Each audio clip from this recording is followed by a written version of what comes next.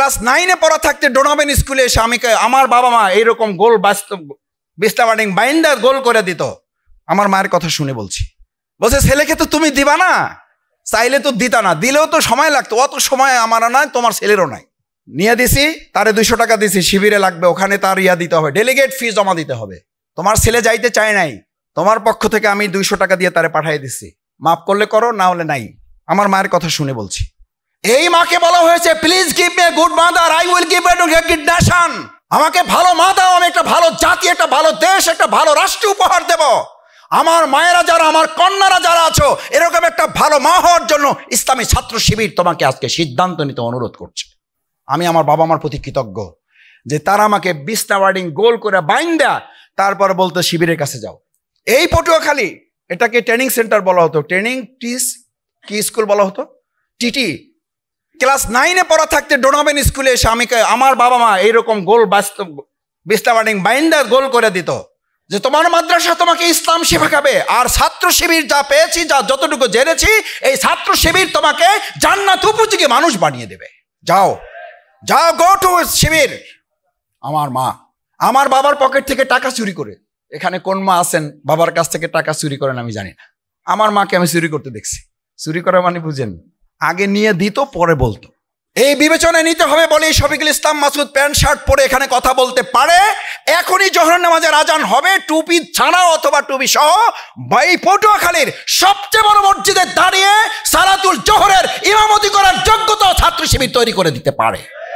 Challenge, this is my not credit for my mother and father. ছাত্র শিবির, তুমি doctor হবা, তোমার জন্য রেডি আছে কোচিং, চলো। দরজম মুক্ত। আমাকে ফোন করে, মাসুদ তুমি আমাদের বাউফলের ছেলে না? আমি বললাম হ্যাঁ। জি আপা বলেন। এই যে আজকে আসতে আসতে আমার ফোনে একটা ভয়েস রেকর্ড আছে, কান্না, কেঁদে কেঁদে ফোন করেছেন, আমাকে বলছেন যে আপনার সময় হবে না আমি জানি, এই জন্য ভয়েস মেসেজ দিয়ে রাখলাম। কাঁদছেন, ভাই দেশটার কি হবে ভাই? আমি বললাম কেন আপা কি হয়েছে? আমি শুধু একটা রিপ্লাই দিয়ে রাখছি, কেন কি হয়েছে? কি হয়েছে জবাব তার 1 মিনিট 43 সেকেন্ড। ভাই আমাদের কোনো উপায় নেই, আমরা শেষ। এই যে শেষ, সব জায়গার মেসেজ, সব জায়গার মেসেজ শেষ। আচ্ছা তুমি বলো, এই শেষ যেখানে আইএমএ জাহিলিয়া যখন শেষ হয়েছিল, সেই সব শেষের জায়গা থেকে, ফুল স্টপ থেকে আলোর যাত্রা শুরু করেছিল ইসলাম না মানুষের তৈরি করা মতবাদ? এটা নিয়ে তোমার যদি কোনো বিভেদ থাকে, কোনো আর্গুমেন্ট থাকে, কোনো ডিবেট থাকে, কইরো, কোনো অসুবিধা নাই। খুব সিম্পলি বুঝো, খুব সিম্পলি বুঝো। যেখানে অন্ধকারের শেষ, যেখানে আমাদের কন্যাদেরকে জীবন্ত কবর দেওয়া হতো, কি আফসোসের ব্যাপার না? সেই আবু জেহেলের উত্তরসূরিরা এখন বলে ইসলাম ক্ষমতায় আসলে, ইসলাম যদি আবার প্রোভাইড করে, তাহলে আমাদের মেয়েদের নাকি ঘরে আটকায় রাখা হবে। কত বড় আস্পর্ধা থাকলে এই কথা কেউ বলতে পারে? অথচ এই কন্যাদেরকে যখন জীবন্ত কবর দেওয়া হতো, পুড়ে ফেলা হতো আগুনে। একটা ঘরে মেয়ে জন্ম নিলে, যে অন্ধকার আইএমএ জাহিলিয়া যুগে, আবু জেহেলের যুগে, যখন একটা কন্যা সন্তান জন্ম নিলে 3 দিন 4 দিন 7 দিন সে তার বন্ধু বান্ধবদের সাথে মুখ দেখাতো না। আর সেই ইসলাম এখন তোমাকে বলে ইসলাম আসলে তোমাদেরকে আটকে ফেলবে। এখন সেই ইসলাম নিয়ে তোমাদের মধ্যে ইসলাম ফোবিয়া, তোমাদের মধ্যে ইসলামের ভীতি ছড়ায়। ইসলাম আসলে তোমাদেরকে ঘর থেকে বের হতে দেবে না। তোমাদের এই প্রোগ্রামটাকে আমরা কোনো ঘরে করছি না বাইরে করছি, মানে তোমাদের ঘরে না বাইরের জগতে? তাহলে একটা করতালি দিয়ে তাদেরকে একটা প্রতিশোধ জানাও যে ছাত্র শিবির আমাদেরকে ঘর থেকে এখানে ডেকে নিয়ে এসেছে। আর একটা কথা বলি, কিছু মনে করো না, তোমরা তো আমাদের কন্যার মতো। এখানে ঢোকার সময় তোমাদের যার নেকাব আছে তাকে বলা হয়েছে আসসালামু আলাইকুম, আপনাদের আমাদের খুব দরকার ছিল, কারণ নেকাবওয়ালা লোকই আমাদের টার্গেট। আসেন। যার নেকাব নাই, একটু এদিক ওদিক আছে, এই পাশে দাঁড়ান, এটা শিবিরের প্রোগ্রাম, জেনেও আপনি অবস্থায় এসেছেন, ভারী অন্যায় করেছেন। আপনার বাবা মা কোথায় ডাকেন, শিক্ষক কোথায় ডাকেন, এতটুকু হুঁশ বুদ্ধি নাই, শিবিরের প্রোগ্রামে আসছেন। এই কথা বলা হয়েছে, এরকম একজন লোক দাঁড়াও। একজন অভিভাবক বলেন ছাত্র শিবির আমাদের সাথে অন্যায় আচরণ করেছে। তিনি প্রধান অতিথি ছিলেন। ওই পিছনে বসে থাকা সেই দিন শফিকুল ইসলাম মাসুদ কি মনে করেছে ব্যানারে তার শফিকুল ইসলাম মাসুদ প্রধান অতিথি, পোস্টকার্ডে প্রধান অতিথি, ক্যামেরা তার দিকে এরকম ফোকাস করা থাকবে, সবাই তোমরা অপেক্ষায় থাকবা, শফিকুল ইসলাম মাসুদ নামে একজন আসতেছে, আবার 30 মিনিট বক্তৃতা দিয়ে তোমাদেরকে নির্যাতন করবে? সেই শফিকুল ইসলাম মাসুদ কিন্তু একদম পিছনের কাতারে ছিল, একদম পিছনের চেয়ারে। আমার এখনো মনে আছে, ফাউন্ডেশনের একটা প্রতিযোগিতায় এসেছিলাম, আমাদেরকে সংবর্ধনার জন্য ডাকা হয়েছিল। আজকে এখানে যারা আছো, তোমাদের মধ্য থেকে এখানে কেউ প্রধান অতিথি হবা, তোমাদের মধ্য থেকে প্রধানমন্ত্রী, রাষ্ট্রপতি শুধু না, তোমাদের মধ্য থেকে এখানকার মসজিদের বড় ইমাম শুধু না, তামিরুল মিল্লাত মাদ্রাসার প্রিন্সিপাল না, বাইতুল মোকাররমের ইমাম না, এমন হতে পারে এখানে আমাদের কেউ আছে যারা কাবার ইমামও হবে। কোথাকার ইমাম? কাবার ইমামও হবে। আমাদের এখানে এমন কেউ আছে যে আমাদের মায়েদের, আমাদের বোনের জাতির সবচেয়ে বড় জায়গাটা তারা পরিচালনা করার জন্য এখান থেকে আজকে শিক্ষার্থী, ছাত্রী যারা আমাদের কন্যা সন্তান তুল্য তোমরা যারা এখানে এসেছো, তারা এখানে আছো। সুতরাং আজকের সংবর্ধনার সভাপতি যে রাকিবুল ইসলাম নূর ইসলামী ছাত্র শিবিরের, আজকের সংবর্ধনার যারা গুরুত্বপূর্ণ বক্তব্য রেখেছেন তাদের সবাইকে স্মরণ করছি। এখানে আছেন, তারা অনেক মূল্যবান কথা বলেছেন। আমি গাড়িতে যতক্ষণ থাকার সুযোগ পেয়েছি, লাইভে কথা শোনার চেষ্টা করেছি এই কারণে যে কথা শুনে কথা বলতে পারলে কথা বলা সহজ। আমি প্রায় এখানে যারা বক্তব্য রেখেছেন তাদের কথা আমি লাইভে শোনার চেষ্টা করেছি। বিশেষভাবে তোমাদের মধ্য থেকে তো কয়েকজন বোধহয় কথা বলেছ, আমি তোমাদের কথা সূত্র ধরে কথা বলতে চাই, কারণ তোমাদের কথাগুলো আমার কাছে বেশি ভালো লেগেছে। আমি তাদের জন্য একটা করতালি চাই যারা তোমাদের মধ্য থেকে কথা বলেছ। আমি সভাপতিকে প্রথম যখন প্রোগ্রাম শিডিউলটা ডিজাইন করে, এই শিডিউলটা আমি বলেছি আমাদের বক্তব্য কম দিয়ে যারা আমাদের সামনে আছে তাদের কথা বেশি শুনতে হবে। আমাদের সময় শেষ, এখন তোমাদের পালা। আমরা আজকেই প্রোগ্রামের আয়োজন করার মূল উদ্দেশ্য হচ্ছে এই ডেস্ক থাকবে না 10 বছর পরে, এই ডেস্ক পরিচালনার দায়িত্ব তোমাদেরকে নিতে হবে। সেই বোঝাটা তোমাদের ঘাড়ে আজকে আমরা চাপাই দেওয়ার জন্য এখানে আয়োজন করেছি। তোমরা কি এটা নেওয়ার জন্য প্রস্তুত আছো? আছো প্রস্তুত? উপরে কেউ প্রস্তুত নাই? রাজি আছো ইনশাআল্লাহ? এই ডেস্কের দায়িত্ব না মানে হচ্ছে দেশ পরিচালনার দায়িত্বটা তোমাদেরকে নিতে হবে। প্রথমে তোমাদেরকে শুভেচ্ছা জানাই, কৃতজ্ঞতা জানাই, আন্তরিক ধন্যবাদ, মোবারকবাদ জানাই। অসম্ভব এবং অক্লান্ত পরিশ্রম করে তোমরা তোমাদের শিক্ষা জীবনের প্রথম একটা ধাপ তোমরা অতিক্রম করেছ। আমি তোমাদেরকে তোমাদের সায়েন্সের একটা থিওরি, একেবারে সিম্পল একটা থিওরি বলি। আমাদের যে মধ্যাকর্ষণ শক্তি আছে, মধ্যাকর্ষণ শক্তি অতিক্রম করে যখন কি উপরে উঠতে চায়, চাপটা তার বাড়ে না কমে? উপরে উঠতে চাইলে চাপ বাড়ে না কমে? কথা বোঝা যায়, শোনা যায় না? চাপটা বাড়ে না কমে? বাড়ে। আচ্ছা, এরপরে আর একটা মধ্যাকর্ষণ থিওরি বলো। যখন সে মধ্যাকর্ষণ থিওরিটা অতিক্রম করে এই শক্তিটাকে ওভারকাম করে ফেলে, তখন তার চাপ নিতে হয় না, ওই চাপটাই তাকে ভাসিয়ে রাখে। চাপটাই তাকে ভাসিয়ে রাখে। আজকে তোমাদের কাছে ছাত্র শিবির একটা মেসেজ দিতে চায়, তুমি চাপ নিতে নিতে যদি ওই মধ্যাকর্ষণ শক্তির চাপটাই অতিক্রম করতে পারো, তাহলে এই শক্তিটাই, এই চাপটাই তোমাকে ভাসিয়ে রাখতে সাহায্য করবে। পৃথিবীর নিয়ম হচ্ছে বিপদ মোকাবেলা করতে করতে করতে করতে এমন হবে যে বিপদ না আসলে তোমার খারাপ লাগবে, স্ট্রেস না আসলে তোমার খারাপ লাগবে। এই দুনিয়ার নিয়মটা হচ্ছে এরকম যে তুমি যে স্ট্রেস নাও, স্ট্রেসটা হচ্ছে এরকম যে তুমি এখন মনে করেছো ভালো রেজাল্ট করেছো, এখন কি হবে এই টেনশনে আছো, এমন টেনশন যে সে পড়াশোনা করতে পারে না।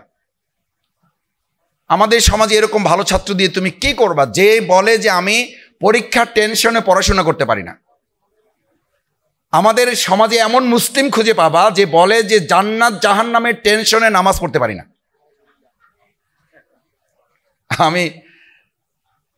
আমি তোমাদের সেই প্রধান অতিথি আজকে যে জেলখানায় ছিলাম, তো জেলখানায় আমরা 2-1জনকে নামাজ পড়তে বলতাম যে ভাই নামাজ পড়েন, জেলখানা বিপদে তো আছেন, আল্লাহর কাছে সাহায্য চাইতে আসেন।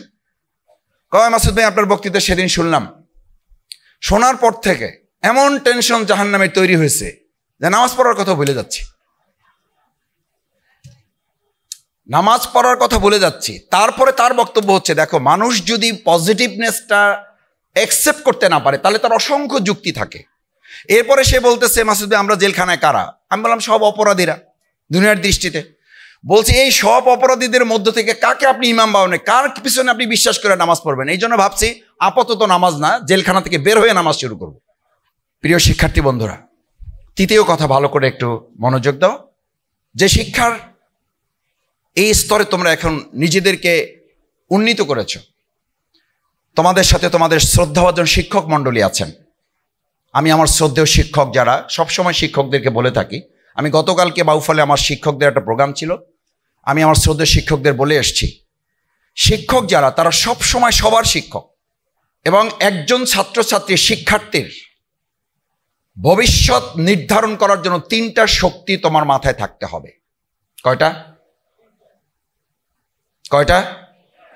নাম্বার 1, আল্লাহর রহমত, স্রষ্টা। কারণ শিক্ষার মূল থিওরিটা পৃথিবীতে কেউ দেয় নাই, দিয়েছে কে?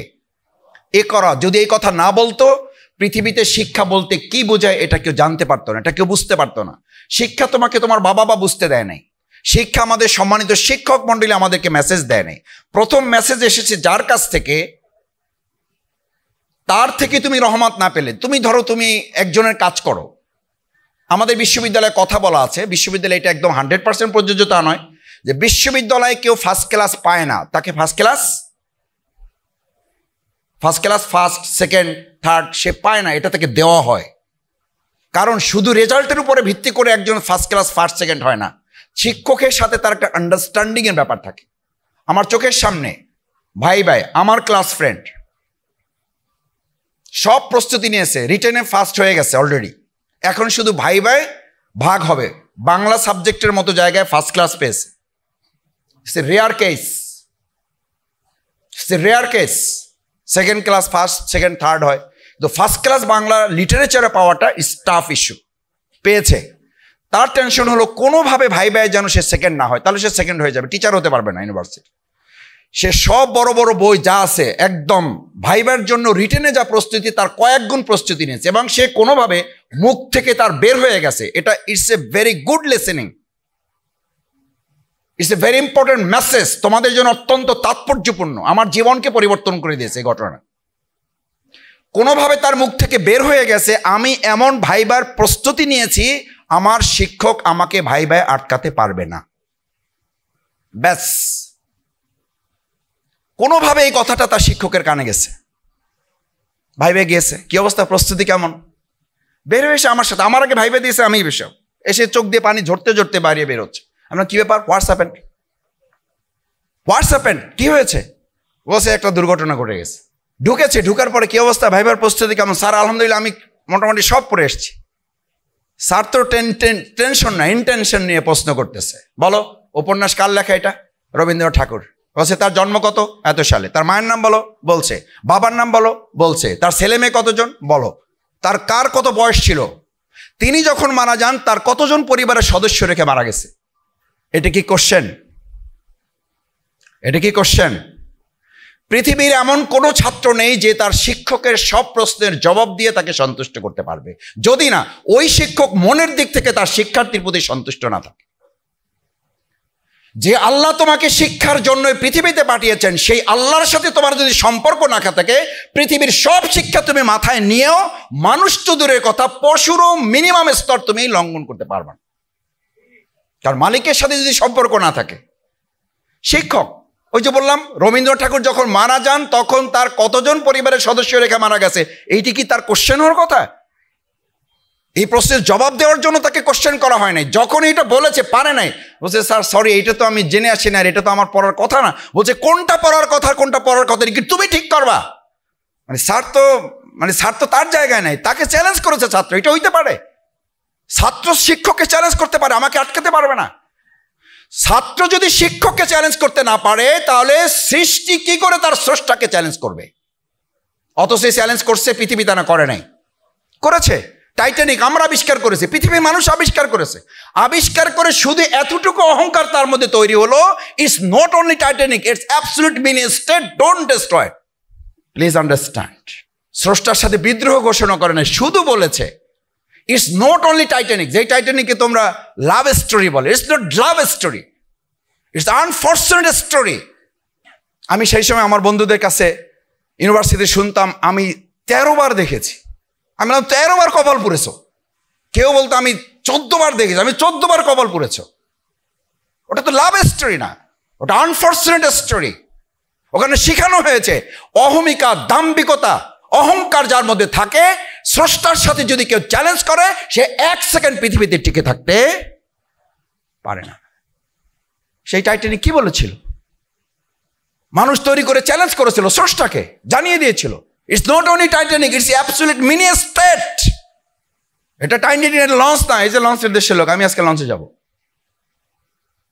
আমি লঞ্চের লোকদের মাঝে মধ্যে দেখি, তোমরাও নিশ্চয়ই যাওয়া আসা করো।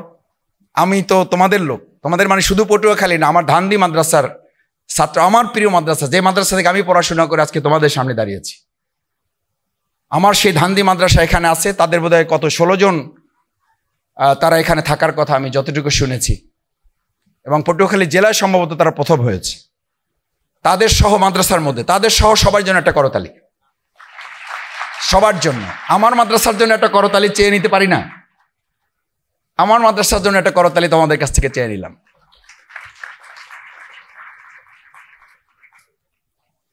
কি বলছি? এই লঞ্চে যখন যাও, আমি লঞ্চের মালিকদের, স্টাফ যারা থাকে, দেখো এটা একটা গুরুত্বপূর্ণ মেসেজ।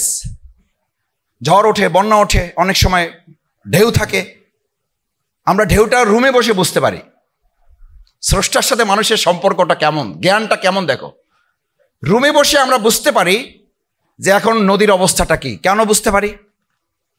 লঞ্চ চালু হয়েছে, প্রথম দিকে প্রথম তেলাওয়াত চলে টিভিতে, অথবা মাওলানা সাইদি সাহেবের ওয়াজ চলে, হঠাৎ দেখি সিনেমা চলে আসছে, ভালো, বন্ধ করে দিলাম, অথবা আমরা একটু হাঁটাহাঁটি করি বাইরে, হঠাৎ দেখি আবার তেলাওয়াত বা ওয়াজ শুরু হয়েছে। আমি এটা দেখার পরে বললাম যে ভাই ঘটনা কি? একজন আমাকে বললো যে মাসুদ ভাই একটু বারান্দা দিয়ে দেখেন, সম্ভবত নদীর অবস্থা ভালো না। কথার অবস্থা ভালো না, নদীর অবস্থা ভালো না। সত্যি আমি গিয়ে দেখলাম যে ঢেউটা একটু বেশি, বৃষ্টি শুরু হয়েছে, হালকা পানিও পড়তেছে। যারা চা বিক্রি করে, ওই যে দোকান থাকে ছোট্ট স্টল, আমি ওদেরকে জিজ্ঞেস করলাম কি হয়েছে? বলছে স্যার আমাদের এখানে নিয়ম হইলো যখন একটু বন্যা বাদল থাকে তখন ওয়াজ চলবে। শুধু ওয়াজ চলবে না, আমার এখানে মায়েরা আছেন, আমার বোনেরা আছেন। দেখেন আল্লাহর সাথে মানুষের সম্পর্কের জ্ঞানের ভিত্তিটা প্র্যাকটিক্যালি আল্লাহ কিভাবে বাধ্য করেছেন আপনাকে। আপনি এর বাইরে যেতে পারবেন না। আমি বের হয়ে যখন মাঝখানে ফ্লোর দিয়ে হাঁটতেছি, আমার এলাকার এক লোক বলছে মাসুদ ভাই আপনি আসেন, একটু সাহস পেলাম। আমি বললাম কেন, কি হয়েছে? বলছে আমার সাথে আমার মা আছে, বৃদ্ধ মানুষ, বুঝতে পারে না তেমন কিছু, কিন্তু ভয় পাচ্ছে খুব। আমি বললাম কোথায় আছে, সালাম দেবো? বলছে না, সে নামাজে আছে। বলছে কি নামাজ পড়তেছে এখন? আমি বলছে যে আমিও তাকে জিজ্ঞেস করলাম যে মা এখন কি নামাজ পড়তেছেন? আপনি তো এশার নামাজ পড়েন নাই, তো এশার নামাজ পড়বেন? বলছে না আমি এশার না, আমি এখন তাহাজ্জুদ পড়বো। দেখেন মানে সেন্সটা মানুষের। তখন সে হাসতে হাসতে বলছে আবার কিছুটা বিশ্বাস, যেহেতু মা, তার সাথে তো আর তামাশা করা যায় না। বলছে আমার মায়ের মধ্যে টেনশনটা এমন পর্যায়ে পৌঁছে গেছে, সে এশার নামাজই পড়ে নাই, কিন্তু বিপদ যেহেতু চলে আসছে এখন মনে করতেছে এশা পরে হবে, আগে কি? আগে তাহাজ্জুদ, আগে আল্লাহর কাছে কান্দো। যেই টাইটানিক তোমাকে মেসেজ দিয়েছে আল্লাহর সাথে বিদ্রোহ করলে ধ্বংস অনিবার্য, সেটা মুসলমানদের কাছে মেসেজ দেওয়া হচ্ছে love story. It's not love story, it's a destroyed story. তোমরা একমত না হলে I don't care there, I don't care দেয়ার। কেন? ওটার পাইলট মহোদয় এই আমার মতো এরকম, আমার চেয়ে এরকম এত আনস্মার্ট না, স্মার্টলি এসে ডিক্লার করেছে প্লিজ প্লিজ আর whatever passenger eat drink and be merry, খাও দাও ফুর্তি করো, because it's not only Titanic, it's absolutely in a state, don't destroy it, কেউ এটাকে ধ্বংস করতে পারবে না, so eat drink and be merry, খাও দাও ফুর্তি করো, যা ইচ্ছা করো, কেউ তোমাদেরকে আটকাতে পারবে না। এই কথা বলা শেষই হয় নাই, তার মাঝখান থেকে ডিরেক্টর নিজে চলে আসছে, বলছে সরো, তোমার কাছে কোনো খবর আছে? এই যে আন্দে রং দুনিয়া আছে, কোনো খবর আছে তোমার কাছে? বলছে স্যার সরি, কি হয়েছে? বলছে কি হয়েছে ওটা আমি বলতেছি, তুমি যাও। Honorable passenger, our sorrowful news, our sorrowful message, within 15 minutes a destroyer of a Titanic, আর মাত্র 15টি মিনিট পর আমাদের এই টাইটানিকটা শেষ হয়ে যাচ্ছে। So pray for us now, we are at the time of our death. Pray. যারা স্রষ্টাই মানে না, যারা এক আল্লাহতেই বিশ্বাস করে না, তারা বলতেছে pray for us now, we are at the time of our death, আমরা মৃত্যুর দ্বার প্রান্তে পৌঁছে গেছি, এখন এক আল্লাহ ছাড়া, এক স্রষ্টা ছাড়া আমাদেরকে আর কেউ বাঁচাতে পারবে না, সুতরাং তার কাছে প্রার্থনা করো। মজার ব্যাপার হচ্ছে শিক্ষায় তুমি বড় ডাক্তার হবে, শিক্ষায় তুমি বড় ইঞ্জিনিয়ার হবে, তোমার মধ্যে অনেক বড় অহমিকা তৈরি হবে, টাইটানিকের চেয়েও বড় অহমিকা তোমার মধ্যে জন্ম হবে।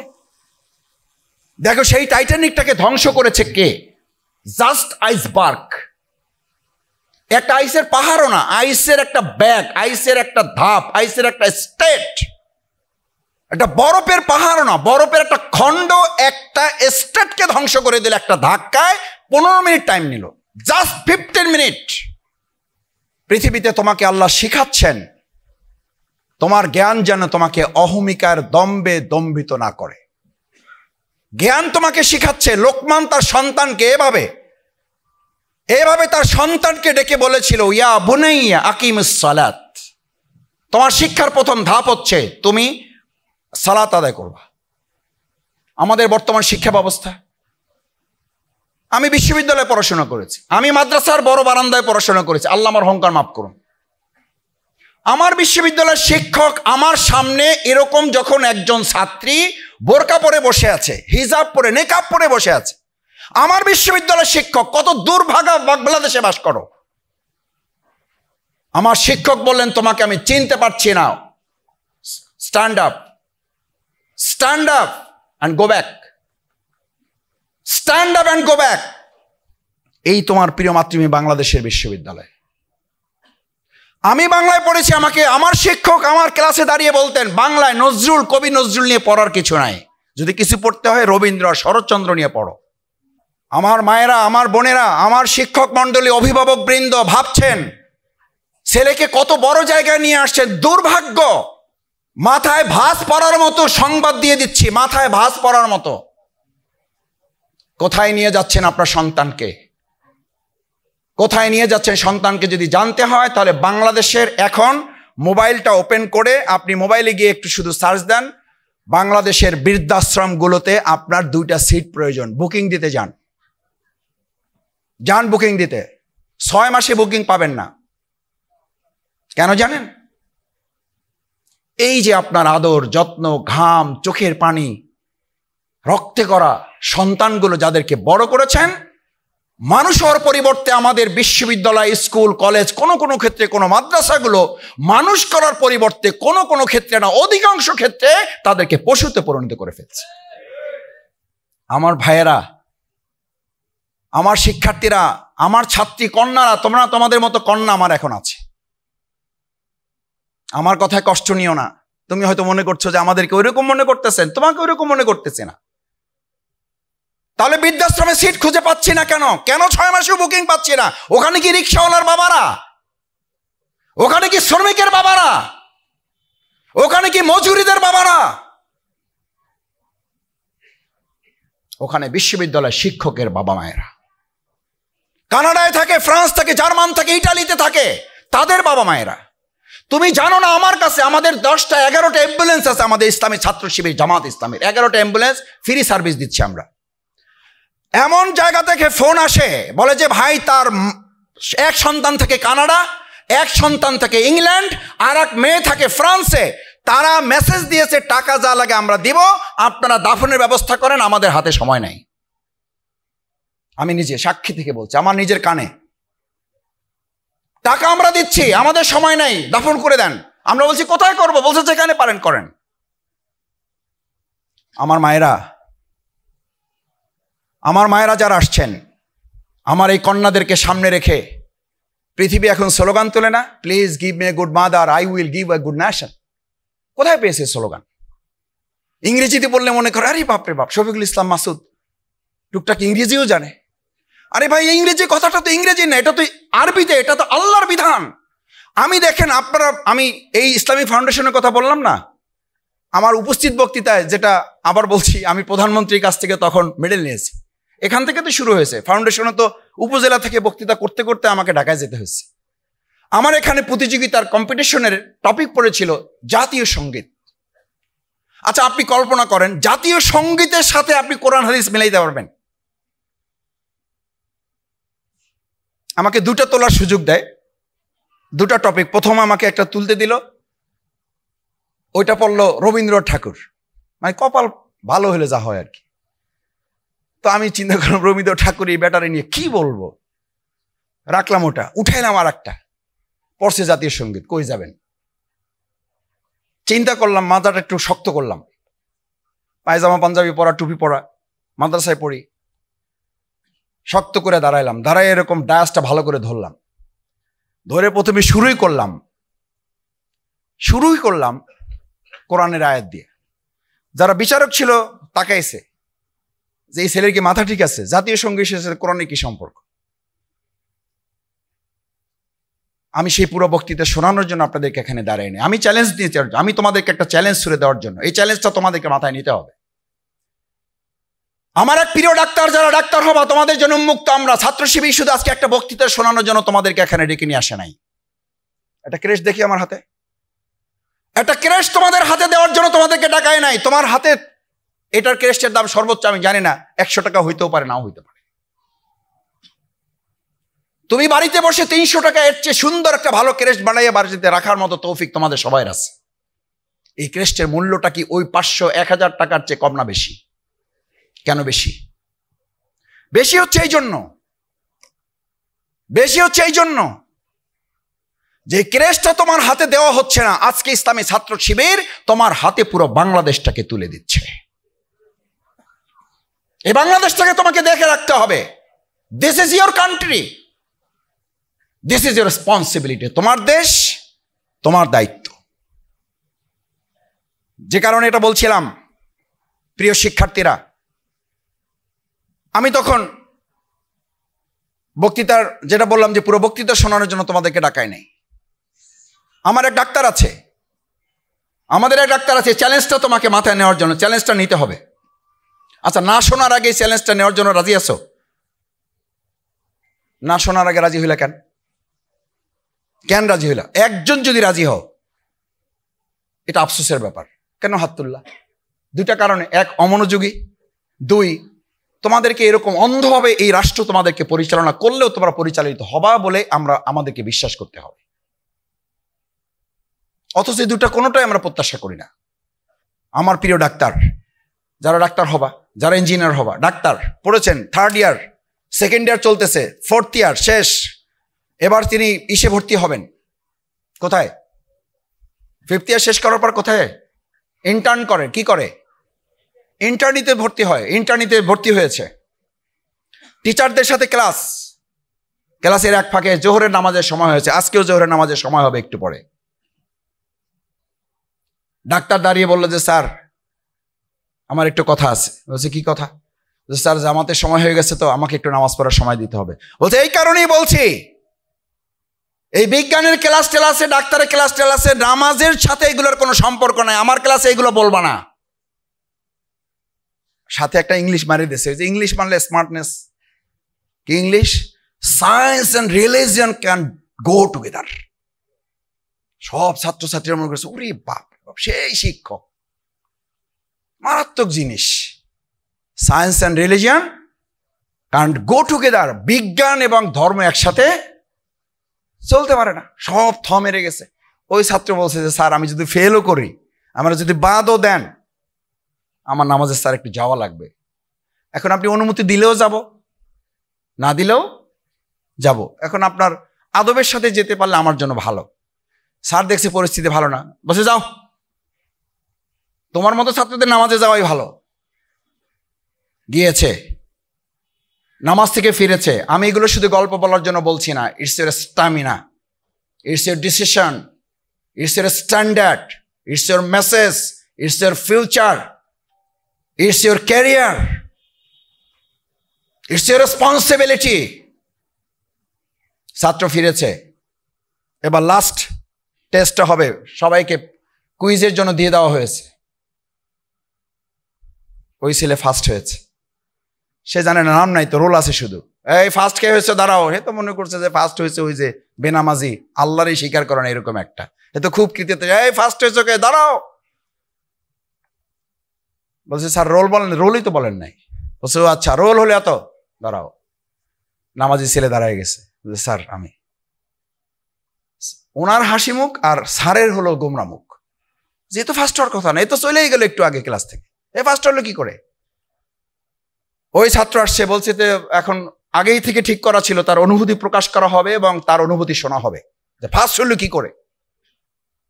আসছে, দাঁড়াইয়ে প্রথম শুরু করছে স্যারের বক্তৃতা দিয়ে। সম্মানিত শিক্ষক মন্ডলী, উপস্থিত আমার সহকর্মীরা, ইটস ইউর গুড মেসেজ। আমাদের সম্মানিত শিক্ষক একটু আগে বলেছিলেন science and religion can go together, আর আমি তোমাদেরকে বলছি science without religion can go together. বিজ্ঞান ধর্ম ছাড়াই চলতে পারে না।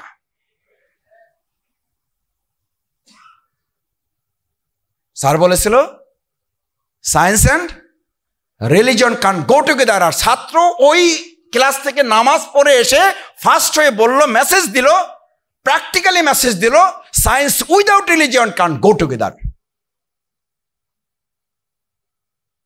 যে বিজ্ঞানের সাথে ধর্মের সম্পর্ক নাই ওটা বিজ্ঞান না, ওটা অন্ধ, ওটা ধ্বংস। ওটা কেন ধ্বংস? আচ্ছা, তোমাদের আবু জেহেলের নাম তো কারো জানা নাই। ওটার নাম কি আবু জেহেল ছিল? এই লোকটার নাম কি ছিল? আবুল হেকাম। শুধু বুদ্ধি না, বুদ্ধির বাপ। আচ্ছা, বুদ্ধির বাপ মূর্খের বাপ হইলো কেন বলো? কেন মূর্খের বাপ হইলো এই লোকটা? এই লোকটা কি বিজ্ঞান জানতো না, ম্যাথ জানতো না, জিওগ্রাফি জানতো না, সায়েন্স জানতো না, বায়োলজি জানতো না? এখন পর্যন্ত বলা হয় পাথর খোদাই করলে সৌদি আরব বা ওই রাষ্ট্রগুলোতে যে বিজ্ঞান, যে লিটারেচার, যে জিওগ্রাফি, যে ম্যাথ পাওয়া যায় পৃথিবীতে এখন পর্যন্ত তার ধারে কাছে যাওয়া যায় নাই। তাহলে what is the difference between Abul Hakam and Abu Jahl? What? এটা আমার মায়েদেরকে বলতে হবে, এটা আমার শ্রদ্ধাভাজন শিক্ষকদেরকে বিবেচনায় নিতে হবে। এই বিবেচনায় নিতে হবে বলে শফিকুল ইসলাম মাসুদ প্যান্ট শার্ট পরে এখানে কথা বলতে পারে। এখনই জোহর নামাজের আজান হবে, টুপি ছাড়া অথবা টুপি সহ এই পটুয়াখালীর সবচেয়ে বড় মসজিদে দাঁড়িয়ে সালাতুল জোহরের ইমামতি করার যোগ্যতা ছাত্র শিবির তৈরি করে দিতে পারে। Challenge, challenge, please let's go. চলেন এই প্রোগ্রাম শেষে। This is my not credit, this is my not credit for my mother and father, this is ইসলামী ছাত্র শিবির। ছাত্র শিবির শুধু তোমাকে এখানে একটা বক্তৃতা শোনাতে আসে নাই। ছাত্র শিবির, তুমি ডাক্তার হবা, তোমার জন্য রেডি আছে কোচিং। চলো, দরজা মুক্ত। খুব সিম্পলি বুঝো, খুব সিম্পলি বুঝো। যেখানে অন্ধকারের শেষ, যেখানে আমাদের কন্যাদেরকে জীবন্ত কবর দেওয়া হতো, কি আফসোসের ব্যাপার না? সেই আবু জেহেলের উত্তরসূরিরা এখন বলে ইসলাম ক্ষমতায় আসলে, ইসলাম যদি আবার প্রোভাইড করে, তাহলে আমাদের মেয়েদের নাকি ঘরে আটকায় রাখা হবে। কত বড় আস্পর্ধা থাকলে এই কথা কেউ বলতে পারে? অথচ এই কন্যাদেরকে যখন জীবন্ত কবর দেওয়া হতো, পুড়ে ফেলা হতো আগুনে। একটা ঘরে মেয়ে জন্ম নিলে, যে অন্ধকার আইএমএ জাহিলিয়া যুগে, আবু জেহেলের যুগে, যখন একটা কন্যা সন্তান জন্ম নিলে 3 দিন 4 দিন 7 দিন সে তার বন্ধু বান্ধবদের সাথে মুখ দেখাতো না, তাকে সমাজ থেকে বহিষ্কার করা হতো। তোর কন্যা হয়েছে, তুই এখনো জীবন্ত কবর দেও নাই। দিস ইজ ইসলাম। আর সেই ইসলাম এখন তোমাকে বলে ইসলাম আসলে তোমাদেরকে আটকে ফেলবে। এখন সেই ইসলাম নিয়ে তোমাদের মধ্যে ইসলাম ফোবিয়া, তোমাদের মধ্যে ইসলামের ভীতি ছড়ায়। ইসলাম আসলে তোমাদেরকে ঘর থেকে বের হতে দেবে না। আর আজকে তোমাদের এই প্রোগ্রামটাকে আমরা কোনো ঘরে করছি না বাইরে করছি, মানে তোমাদের ঘরে না বাইরের জগতে? তাহলে একটা করতালি দিয়ে তাদেরকে একটা প্রতিশোধ জানাও জানাও যে ছাত্র শিবির আমাদেরকে ঘর থেকে এখানে ডেকে নিয়ে এসেছে। আর একটা কথা বলি, কিছু মনে করো না, তোমরা তো আমাদের কন্যার মতো। এখানে ঢোকার সময় তোমাদের যার নেকাব আছে তাকে বলা হয়েছে আসসালামু আলাইকুম, আপনারা আমাদের খুব দরকার ছিল, কারণ নেকাবওয়ালা লোকই আমাদের টার্গেট। আসেন। যার নেকাব নাই, একটু এদিক ওদিক আছে, এই পাশে দাঁড়ান, দাঁড়ান।